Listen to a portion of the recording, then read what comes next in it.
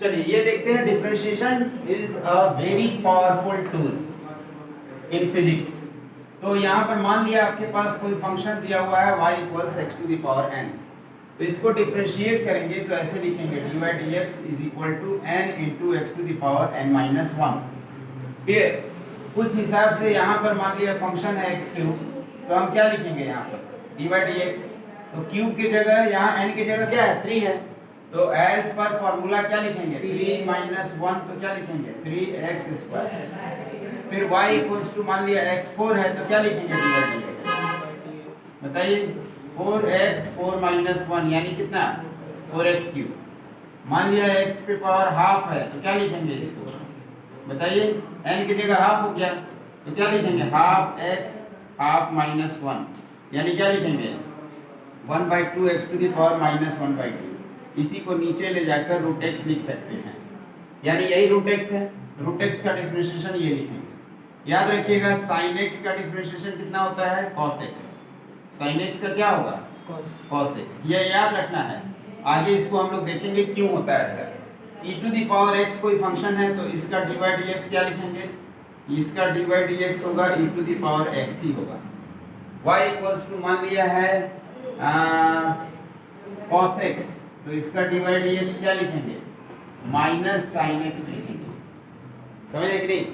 मान लिया कोई फंक्शन है y इक्वल्स 1/x स्क्वायर, तो पहले इसको स्टैंडर्ड फॉर्म में लाएंगे, ऊपर ले जाकर ऐसे लिख सकते हैं। अब जब ऐसे लिख सकते हैं तो इसका dy dx लिखेंगे, यानी डिफरेंशिएशन, dy dx मतलब डिफरेंशिएशन -2 - 1, तो इसको लिखेंगे -2 x to the power -3। Clear.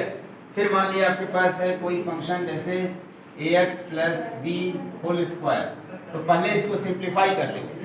Simplify करेंगे तो क्या लिखेंगे a का स्क्वायर ax का स्क्वायर यानी ax a² x², फिर b का स्क्वायर, फिर क्या लिखेंगे 2axb।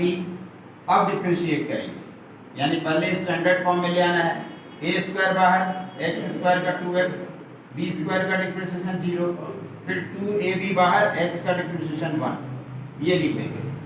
यह है कि नहीं समझ में। फिर मान लिया आपके पास है जैसे 3x + 5 का पावर आपका मान लिया ले लेते हैं 2, तो क्या लिखेंगे, फिर एक्सपेंड कीजिए, इसको क्या लिखेंगे 9x², 3x का स्क्वायर मतलब 9x², फिर लिखेंगे 5², फिर लिखेंगे 2 × 3x × 5, 2ab लगाएंगे फॉर्मूला, फिर लिखेंगे dy dx, तो dy dx क्या आ जाएगा आपके पास 9 बाहर, कांस्टेंट को बाहर कर देते हैं, x² का क्या लिखेंगे 2x2 - 1 इस फॉर्मूला से, फिर लिखेंगे कांस्टेंट का डिफरेंशिएशन 0 हो जाता है, अकेले कांस्टेंट हो तो उसका डिफरेंशिएशन 0, फिर इसमें क्या बाहर हो जाएगा 2 3 5 कितना हो जाएगा 30, x का डिफरेंशिएशन 1 यानी ये कितना आ गया 18x + 30 आंसर हो गया इसका।